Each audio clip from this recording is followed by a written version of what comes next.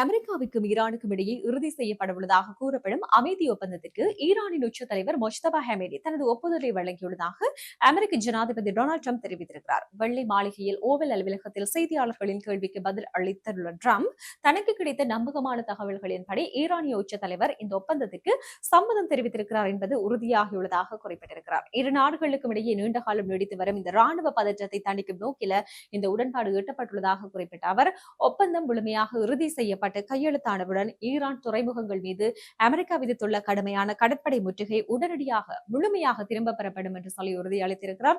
இந்த முக்கிய நகர்வின் காரணமாக சர்வதேச எரிசக்தி சந்தையில் பெரும் மாற்றம் ஏற்படும் என்றும் சுட்டிக்காட்டிய டிரம்ப், உலக சந்தையில் கச்சா எண்ணெய் விலையானது மிக கடுமையான வீழ்ச்சியை சந்திக்கும் என்றும் எதிர்பார்ப்பு வெளியிடப்பட்டிருக்கிறது.